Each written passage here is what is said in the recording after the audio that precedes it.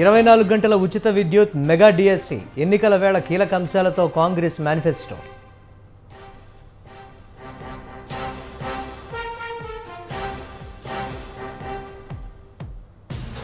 ఆరు గ్యారంటీలపై నేనే సంతకం పెట్టిస్తా, కేసీఆర్ను గద్దెదించడమే లక్ష్యమన్న రాహుల్.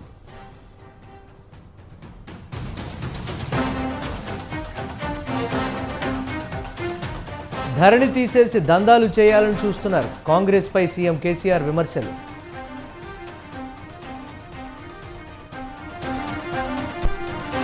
అసైన్డ్ భూములపై యాజమాన్య హక్కులు, ఏపీ సర్కారు తీరుపై విపక్షాల ఆగ్రహం.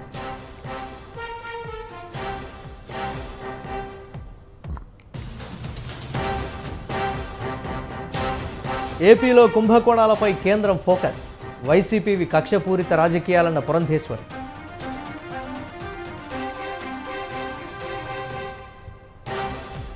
మధ్యప్రదేశ్, ఛత్తీస్గఢ్లో ముగిసిన పోలింగ్, 2 చోట్ల 70% పైగా నమోదైన ఓటింగ్.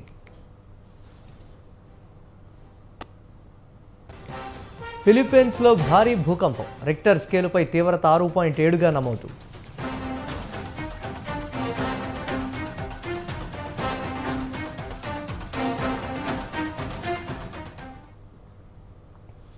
ఇందిరమ్మ రాజ్యం, ఇంటింటా సౌభాగ్యం అంటూ తెలంగాణ ఎన్నికల మేనిఫెస్టో విడుదల చేసింది కాంగ్రెస్ పార్టీ. ముందుగా ప్రకటించిన 6 గ్యారంటీలతో పాటు 36 అంశాలను ఇందులో చేరుస్తూ అభయహస్తం పేరుతో ప్రజల ముందుకు తమ హామీలను తీసుకొచ్చింది. ఉద్యమకారులకు 250 గజాల ఇంటి స్థలం, మెగా డిఎస్సి, ధరణి స్థానంలో భూమాతా పోర్టల్, ఇలా అనేక హామీలను అధికారంలోకి వచ్చిన 100 రోజుల్లోనే అమలు చేస్తామంటూ ప్రకటించింది.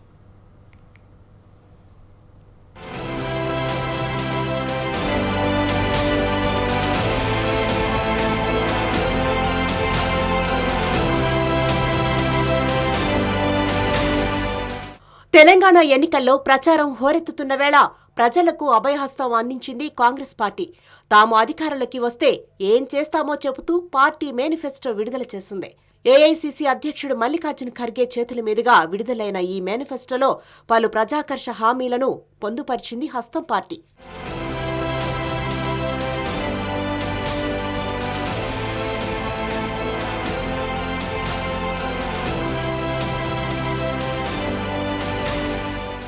అభయహస్తం పేరుతో కాంగ్రెస్ పార్టీ ప్రకటించిన ఎన్నికల మేనిఫెస్టోలో ప్రధాన హామీలను ఓసారి గమనిస్తే, వ్యవసాయానికి 24 గంటల నిరంతర ఉచిత విద్య ముఖ్యమైంది. రైతులకు 2 లక్షల రూపాయల పంట రుణమాఫీతో పాటు 3 లక్షల వరకు వడ్డీ లేని పంట రుణాలను ఇవ్వనున్నట్లు ప్రకటించింది. తెలంగాణ ఉద్యమకారులకు 250 గజాల ఇంటి స్థలం, గౌరవ భృతి, అమరవీరుల కుటుంబ సభ్యుల్లో ఒకరికి ఉద్యోగం ఇవ్వనున్నట్లు తెలిపింది.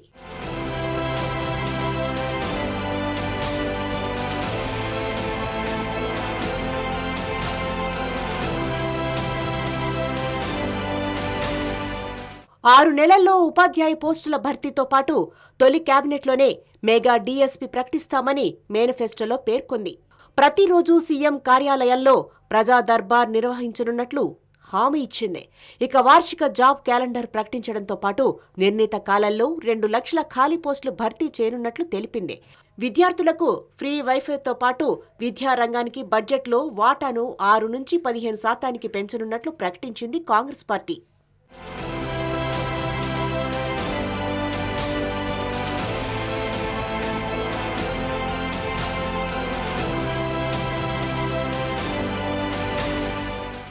ఎన్నికల ప్రచారంలో చెప్పినట్లుగానే అధికారంలోకి వస్తే ధరణి పోర్టల్ రద్దు చేసి ఆ స్థానంలో కొత్తగా అప్గ్రేడ్ చేసిన భూమాతా పోర్టల్ను తీసుకురానున్నారు కాంగ్రెస్ నేతలు. అలాగే కేసీఆర్ ప్రభుత్వం అత్యంత ప్రతిష్టాత్మకంగా నిర్మించిన కాళేశ్వరం ప్రాజెక్టులో భారీ అవినీతి జరిగిందని ఆరోపిస్తున్న హస్తం పార్టీ దీనిపై సిట్టింగ్ జడ్జితో విచారణ చేయిస్తామని మేనిఫెస్టోలో ప్రకటించింది.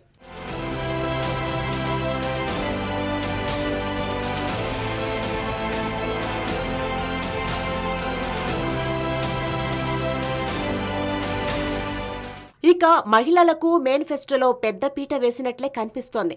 మహాలక్ష్మి పథకం ద్వారా నెలకు 2,500 రూపాయలు, 500కే గ్యాస్ సిలిండర్, మహిళా పొదుపు సంఘాలకు పావలా వడ్డీకే రుణాలు, ఆర్టీసీ బస్సుల్లో ఉచిత ప్రయాణం కల్పించనున్నట్లు మేనిఫెస్టోలో పొందుపరిచింది కాంగ్రెస్ పార్టీ.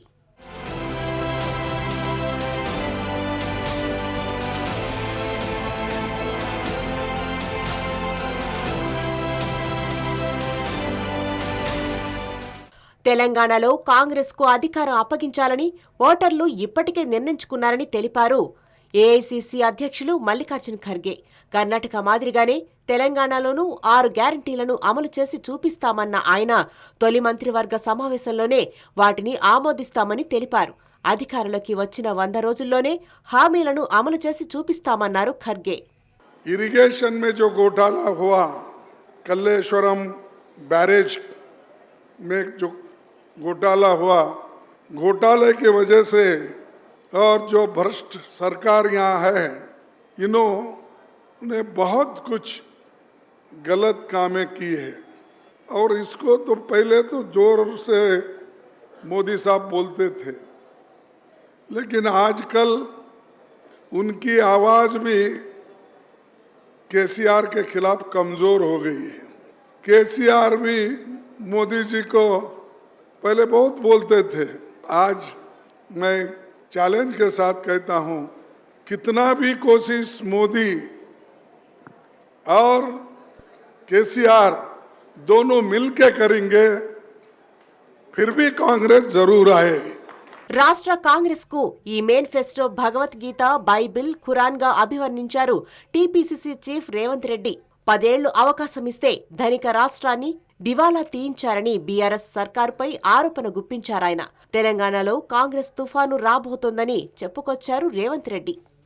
తెలంగాణ కాంగ్రెస్ పార్టీకి ఈ ఎన్నికల మేనిఫెస్టోనే భగవద్గీత, ఈ ఎన్నికల మేనిఫెస్టోనే కాంగ్రెస్ పార్టీకి ఖురాన్, ఈ ఎన్నికల మేనిఫెస్టోనే కాంగ్రెస్ పార్టీకి బైబుల్. సర్వ మతాలకు, తెలంగాణ సమాజానికి, 4 కోట్ల ప్రజలకు ఈ హామీ పత్రాన్ని కాంగ్రెస్ పార్టీ ఇస్తుంది. ఈ గ్యారంటీని అభయహస్తం ద్వారా తెలంగాణ ప్రజలకు మేము అంకితం చేయడం జరిగింది. ఇంత మంచి మేనిఫెస్టో తెలంగాణ సమాజానికి అవసరమైన అన్ని అంశాలను 60 సంవత్సరాల యొక్క ఆకాంక్షను దృష్టిలో పెట్టుకొని శ్రీమతి సోనియా గాంధీ గారు తెలంగాణ రాష్ట్రాన్ని మనకు ఇవ్వడం జరిగింది. మొత్తంగా అన్ని వర్గాల కోసం మేనిఫెస్టోలో హామీలు ఇచ్చామని చెబుతోంది కాంగ్రెస్ పార్టీ. మరి అభయహస్తం అంటూ కాంగ్రెస్ పార్టీ ప్రకటించిన మేనిఫెస్టోకు జనం జై కొడతారా లేక హ్యాండ్ ఇస్తారా అన్నది మరికొన్ని రోజుల్లో తేలిపోనుంది.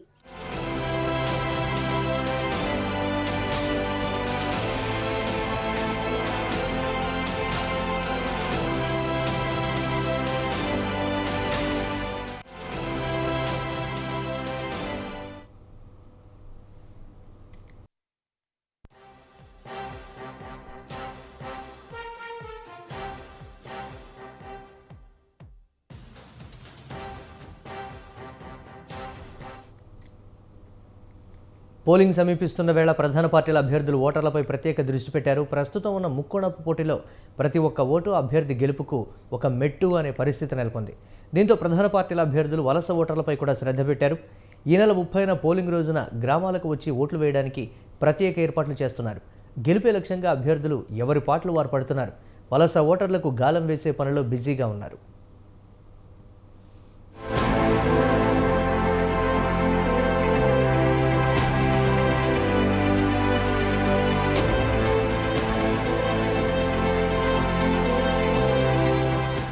తెలంగాణ రాష్ట్ర వ్యాప్తంగా గ్రామీణ ప్రాంతాలను విడిచి బ్రతుకు తెరువు కోసం నగరాలకు వలస వెళ్లిన ప్రజలు 2 లక్షలకు పైగా ఉంటారని గణాంకాలు చెబుతున్నాయి. దీంతో ప్రధాన పార్టీల అభ్యర్థులందరూ వలస ఓటర్లకు గాలం వేసే పనులు పడ్డారు. అసెంబ్లీ ఎన్నికల్లో గెలిపే లక్ష్యంగా అభ్యర్థులు వలస ఓటర్ల పోలింగ్ రోజు గ్రామానికి రావడానికి కావాల్సిన సదుపాయాలను కల్పిస్తున్నారు. తెలంగాణలోని వివిధ ప్రాంతాల నుంచి జీవనోపాధి కోసం ముంబై, పుణె, భివండికి, పిల్లల చదువులు, మెరుగైన జీవనానికి హైదరాబాద్ నగరానికి వెళ్లిన ఓటర్లను ప్రసన్నం చేసుకునేందుకు ప్రయత్నాలు మొదలుపెట్టారు. వలస ఓటర్ల కోసం నియోజకవర్గాల వారీగా పెద్ద ఎత్తున పోటీ నడుస్తోందని తెలుస్తోంది.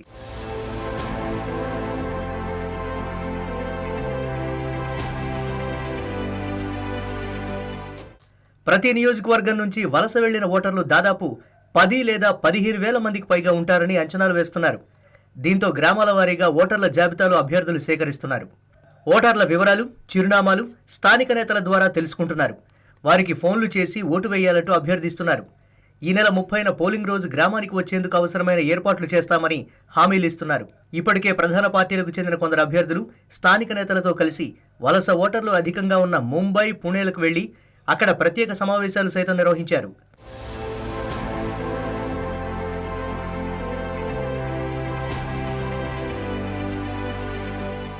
ఇదిలా ఉంటే ప్రధాన పార్టీల అభ్యర్థులు కొందరు హైదరాబాద్లో నివసిస్తున్న వలస ఓటర్లతో ఆత్మీయ సమ్మేళనాలు నిర్వహిస్తున్నారు. వలస ఓటర్లకు చెందిన కుల సంఘాలతో ప్రత్యేక సమావేశాలు నిర్వహిస్తున్నారు. వలస ఓటర్లకు గాలం వేయడానికి ప్రధాన పార్టీల్లో ప్రత్యేక బృందాలే పనిచేస్తున్నాయని తెలుస్తోంది. హైదరాబాద్ నగరంలో ఉంటున్న సాఫ్ట్వేర్ ఇంజనీర్లు విద్యార్థులను పరామర్శించి ఓట్లు వేసి వెళ్లాలని కోరుతున్నారు. రాను పోను వాహన దారి ఖర్చులు భరిస్తామని బహిరంగంగానే చెబుతున్నారు.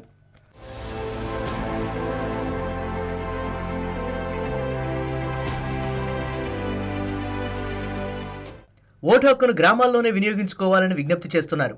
ఓటర్లతో నేరుగా సమావేశాలకు ప్రణాళికలు సిద్ధం చేస్తున్నారు.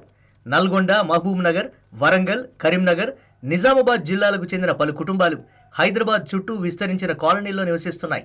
నల్గొండ, మహబూబ్ నగర్ జిల్లాలకు చెందిన ప్రజలు ఎక్కువగా L B Nagar, Sagar road, B N Reddy Nagar ప్రాంతాల్లో నివాసం ఉంటున్నారు. వీరిని ప్రసన్నం చేసుకునేందుకు ప్రధాన పార్టీ అభ్యర్థులు ప్రయత్నాలు చేస్తున్నారు.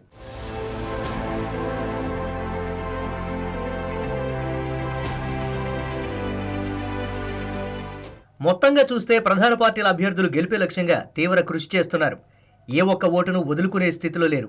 దీంతో ఎక్కడికక్కడ ఉన్న వలస ఓటర్లను ప్రసన్నం చేసుకోవడానికి నానా తంటాలు పడుతున్నారు. మరి వలస ఓటర్లకు గాలం వేయడంలో ఎవరు సక్సెస్ అవుతారో వేచి చూడాల్సిందే.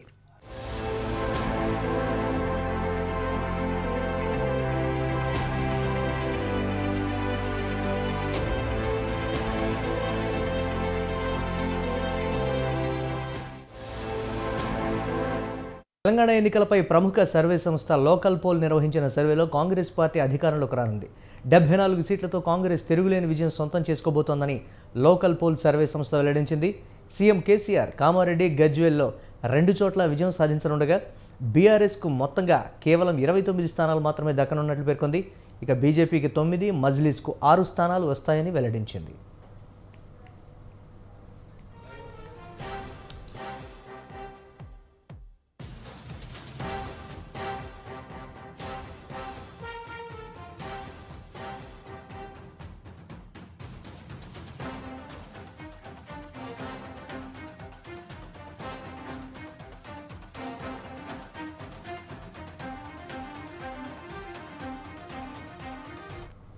ప్రధానంగా నల్గొండ, ఖమ్మం జిల్లాలో కాంగ్రెస్ అన్ని సీట్లు ఊడ్చేస్తుందని లోక్ పోల్ సర్వేలు స్పష్టం చేస్తున్నాయి. గ్రేటర్ హైదరాబాద్లో సర్వే ఫలితాలు విచిత్రంగా కనిపిస్తున్నాయి. బీఆర్ఎస్, కాంగ్రెస్, బీజేపీ 3 స్థానాల్లో విజయం సాధించనున్నట్లు పేర్కొంది. అంటే బీఆర్ఎస్ నుంచి మంత్రి తలసాని శ్రీనివాస్ యాదవ్, డిప్యూటీ స్పీకర్ పద్మారావు, మాగంటి గోపీనాథులు మళ్లీ విజయం సాధించనున్నట్లు స్పష్టమవుతోంది.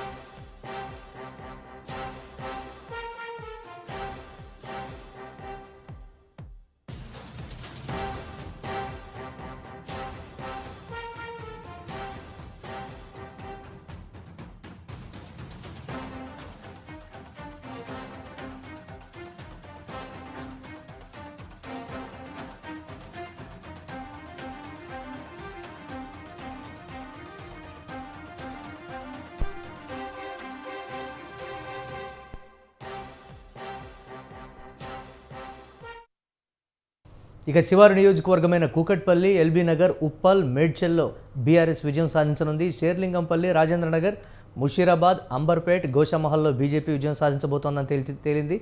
మల్కాజ్గిరి, నాంపల్లి, ఖైరతాబాద్ కంటోన్మెంట్, కుత్బుల్లాపూర్, ఇబ్రహీంపట్నం, చేవెళ్ల, పరిగి, వికారాబాద్, తాండూరు నియోజకవర్గాల్లో కాంగ్రెస్ జెండా ఎగరనున్నట్లు సర్వే ఫలితాలు స్పష్టం చేస్తున్నాయి.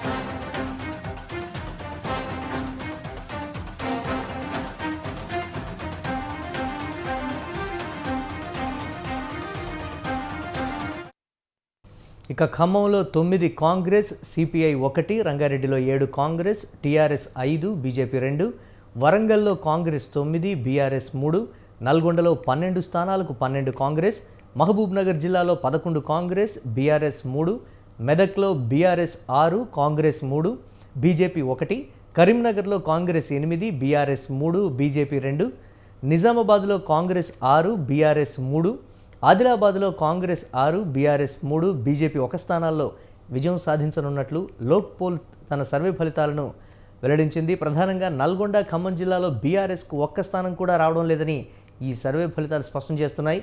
తాజా సర్వే ఫలితాలు అధికార బీఆర్ఎస్కు పూర్తి స్థాయిలో నిరాశ కలిగించే అంశమే. ప్రతిపక్షానికి పరిమితమవుతున్న వార్త ఆ పార్టీకి వజ్రాఘాతమే.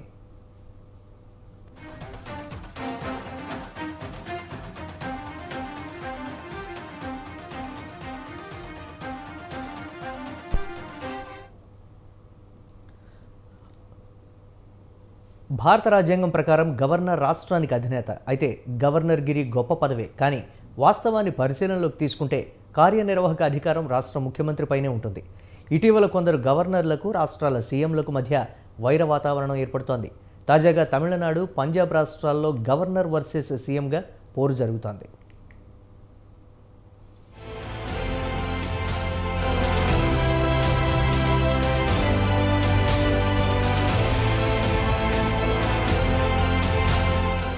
గవర్నర్లను రాష్ట్ర పెద్దలుగా సీఎంలు గౌరవించడం, పాలనా వ్యవహారాలు గవర్నర్కు విశదపరిచి ఆమోదయోగ్యం పొందడం సాధారణంగా జరిగే ప్రక్రియ. సీఎంల పాలనకు అనుగుణంగా గవర్నర్లు వ్యవహరించి రాష్ట్రాభివృద్ధికి దోహదపడడం సైతం సాధారణమే. అయితే విపక్ష పార్టీల మాదిరి, బద్ధ శత్రు రాజకీయ నేతల మాదిరి గవర్నర్, సీఎంల మధ్య వైర వాతావరణం ఏర్పడితే ఇక ఆ రాష్ట్రాల పరిస్థితి ఎంత అయోమయంగా ఉంటుందో చెప్పాల్సిన పనిలేదు.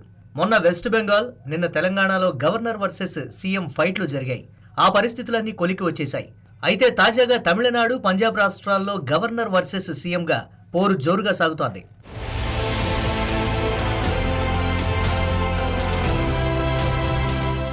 గవర్నర్లు, సీఎంల పోరు గాడి తప్పే పరిస్థితులు తలెత్తడంతో సుప్రీంకోర్టు జోక్యం చేసుకోవాల్సి వచ్చింది.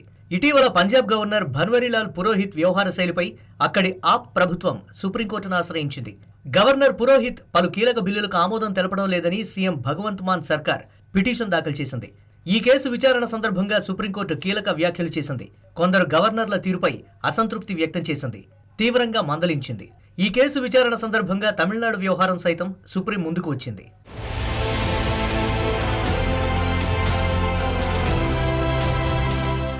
అయితే అత్యున్నత న్యాయస్థానం ఈ వ్యాఖ్యలు చేసిన వారం రోజుల తర్వాత తమిళనాడు గవర్నర్ ఆర్ఎన్ రవి ఏకంగా 10 బిల్లులను రిజెక్ట్ చేశారు.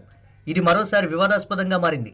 ఇప్పటికే ఆ రాష్ట్రంలో గవర్నర్ రవికి, డీఎంకే అధినేత సీఎం స్టాలిన్కు మధ్య వైర వాతావరణం తారాస్థాయికి చేరింది. చాలా సందర్భాల్లో డీఎంకే పార్టీ కార్యకర్తలు గవర్నర్కు వ్యతిరేకంగా పలు ప్రాంతాల్లో పోస్టర్లను సైతం అంటించారు.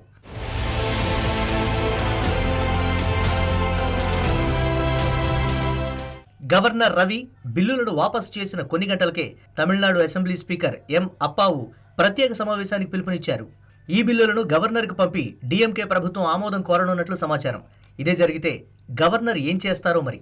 కేంద్ర సర్కారు కనుసన్నల్లో గవర్నర్ నడుస్తూ ఉద్దేశపూర్వకంగానే ఈ బిల్లుల క్లియరెన్స్లో జాప్యం చేస్తున్నారని డీఎంకే పార్టీ ఆరోపిస్తోంది. ఈ చర్య ఎన్నికైన ప్రభుత్వాన్ని అణగదొక్కడమే అని రాష్ట్ర సర్కార్ మండిపడుతోంది.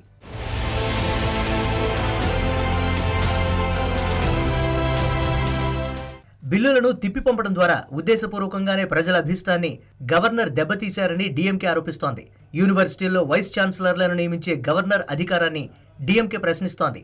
గవర్నర్ రవి గతంలో నీట్ పరీక్ష మినహాయింపు బిల్లును వాపసు చేశారు. ఆన్లైన్ గేమింగ్ నిషేధం కోరుతూ వచ్చిన బిల్లుపై సైతం ఇదే వైఖరి అవలంబించారు. ఈ పరిస్థితుల్లో సుప్రీంకోర్టు చేసిన వ్యాఖ్యలు ప్రాధాన్యం సంతరించుకున్నాయి.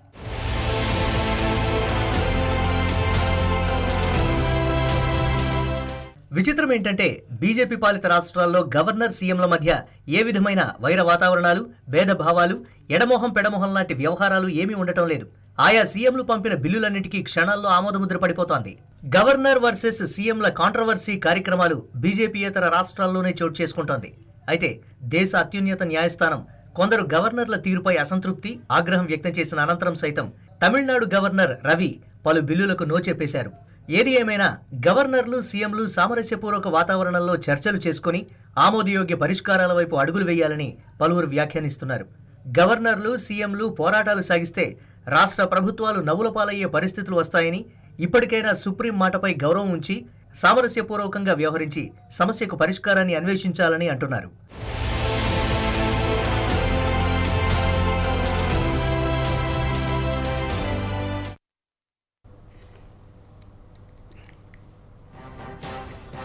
చిత్తూరు జిల్లా పుంగనూరు టీడీపీ జనసేన ఆత్మీయ సమావేశం నిర్వహించారు.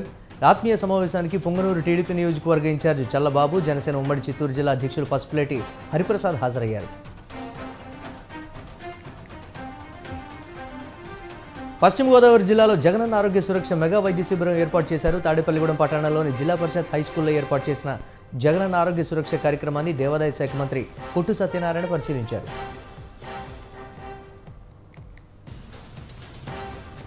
జనగామ జిల్లాలో పాలకుర్తి బీఆర్ఎస్ ఎమ్మెల్యే అభ్యర్థి ఎర్రబెల్లి దయాకర్రావు ఎన్నికల ప్రచారాన్ని నిర్వహించారు. పాలకుర్తి మండలం వావిలాల గ్రామంలో గౌడన్న కోరిక మేరకు నీరాను ఎర్రబెల్లి దయాకర్రావు సేవించారు.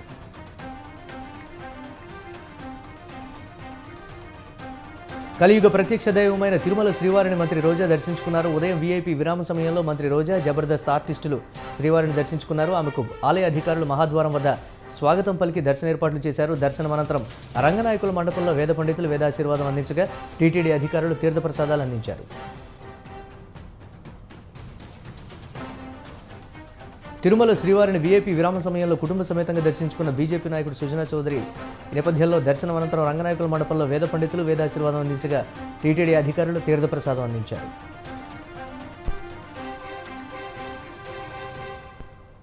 గుంటూరు జిల్లా పెనుమాకలో ఒంటరిగా ఉన్న మహిళా హోంగార్డు వేధింపులకు గురైంది. విజయవాడ పరిధిలో హోంగార్డుగా పనిచేస్తున్న పూర్ణచంద్రరావు ఇంట్లోకి మంచినీళ్లు కావాలంటూ ప్రవేశించి అసభ్యంగా ప్రవర్తించాడు.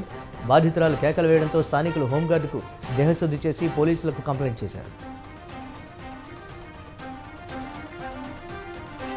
పశ్చిమ గోదావరి జిల్లా వ్యాప్తంగా నాగుల చవితి వేడుకలు ఘనంగా జరిగాయి. నాగుల చవితి సందర్భంగా ఉదయం తెల్లవారుజాము నుండి భక్తులు పుట్టాల వద్దకు వెళ్లి పాలు పోసి ప్రత్యేక పూజలు నిర్వహించారు.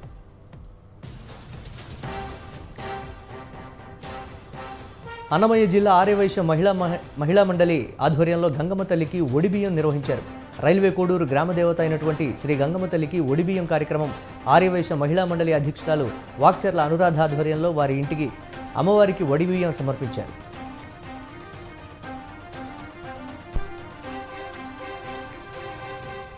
కాకినాడ జిల్లా జగ్గంపేట నియోజకవర్గంలో టీడీపీ జనసేన పార్టీల ఉమ్మడి ఆదేశాల మేరకు 4 రోజుల పాటు నియోజకవర్గంలో అధ్వానంగా ఉన్న రోడ్లలో పాదయాత్ర నిర్వహించి ప్రభుత్వానికి వ్యతిరేకంగా నిరసన చేయడం జరుగుతుందని నెహ్రూ తెలిపారు. ప్రతిరోజు ఉదయం 10 గంటలకు ఈ నిరసన కార్యక్రమం చేపట్టడం జరుగుతుందని టీడీపీ జనసేన పార్టీల శ్రేణులు హాజరు కావాలని ఆయన కోరారు. రాష్ట్రంలో జనసేన టీడీపీ కలిసికట్టుగా పోరాటం చేసి ప్రజల మద్దతుతో వైసీపీ ప్రభుత్వాన్ని గద్దెదింపడం ఖాయమని రాజానగరం నియోజకవర్గం జనసేన పార్టీ ఇన్ఛార్జ్ బత్తుల బలరామకృష్ణుడు అన్నారు. రాజానగరం నియోజకవర్గంలో వైసీపీ మాజీ ఎంపీటీసీలు పలువురు నేతలు వారి అనుచరులతో భారీగా జనసేన పార్టీలో చేరారు. ఈ చేరికల సందర్భంగా రాజానగరం మండలం దివాన్ చెరువులో బహిరంగ సభ నిర్వహించారు. వేమూరు నియోజకవర్గంలో తెలుగుదేశం జనసేన ఉమ్మడి విస్తృత స్థాయి సమావేశం నిర్వహించారు. ఈ సమావేశంలో మాజీ మంత్రి నక్కా ఆనందబాబు పాల్గొన్నారు. వైసీపీ పాలనలో ప్రజాస్వామ్య వ్యవస్థలు విచ్ఛిన్నమయ్యాయని మాజీ మంత్రి నక్కా ఆనందబాబు అన్నారు. పార్టీ భవిష్యత్ కార్యక్రమాల నిర్వహణ గురించి సమావేశంలో చర్చించారు.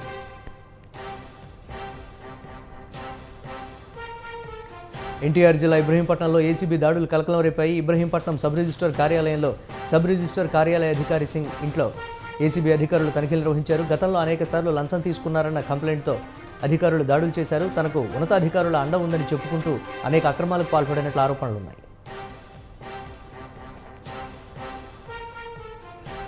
నల్గొండ జిల్లా మిర్యాలగూడలో 2వ రోజు ఐటీ సోదాలు కొనసాగుతున్నాయి. బృందాలుగా ఏర్పడి 40 మంది అధికారులు దాడులు నిర్వహిస్తున్నారు. రైస్ మిల్లర్లు పలువురు కాంట్రాక్టర్ల ఇళ్లలో విస్తృత తనిఖీలు చేస్తున్నారు. నిన్న తెల్లవారుజామున ప్రారంభమైన ఐటీ సోదాలు ఇప్పటికీ కొనసాగుతున్నాయి. కీలక డాక్యుమెంట్లు, బ్యాంకు లావాదేవీలను అధికారులు పరిశీలిస్తున్నారు.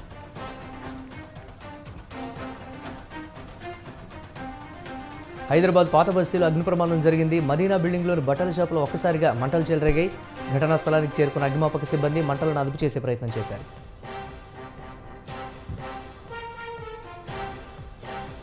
30 ఏళ్ల చరిత్రగా చెప్పుకునే టీడీపీ ఏం అభివృద్ధి చేసిందని పలమనేరు ఎమ్మెల్యే వెంకటగౌడ్ ప్రశ్నించారు. చిత్తూరు జిల్లా వీకోట మండలంలో మళ్లీ జగనే ఎందుకు కావాలి కార్యక్రమంలో మాట్లాడుతూ ఎన్నికలు దగ్గర పడుతున్న సమయంలో గుర్తుకొచ్చారా ప్రజలు అని ప్రశ్నించారు. వృద్ధులు, వికలాంగులకు ఇప్పుడు 1వ తారీఖు అలా ఇంటి వద్దకే పెన్షన్ వస్తోందన్నారు. రాష్ట్రంలో అభివృద్ధి జరగాలంటే జగన్మోహన్ రెడ్డి సీఎం కావాలన్నారు.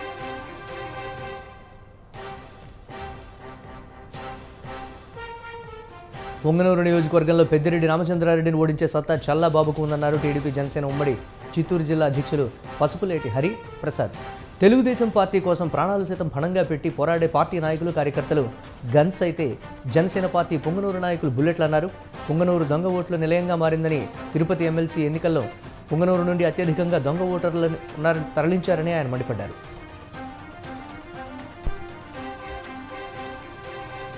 నర్సంపేట మున్సిపల్ సిబ్బంది అత్యుత్సాహాన్ని ప్రదర్శించారు. మున్సిపాలిటీ కార్మికులు అధికార పార్టీకి కొమ్ము కాస్తున్నారని కాంగ్రెస్ నేతలు ఆరోపిస్తున్నారు. కాంగ్రెస్ పార్టీ ఫ్లెక్సీలకు ఉదయం 8 గంటల నుంచి రాత్రి 9 గంటల వరకు పర్మిషన్ ఉన్నా కూడా మున్సిపాలిటీ సిబ్బంది వాటిని తొలగించడం కాంగ్రెస్ నేతలు ఆగ్రహం వ్యక్తం చేస్తున్నారు.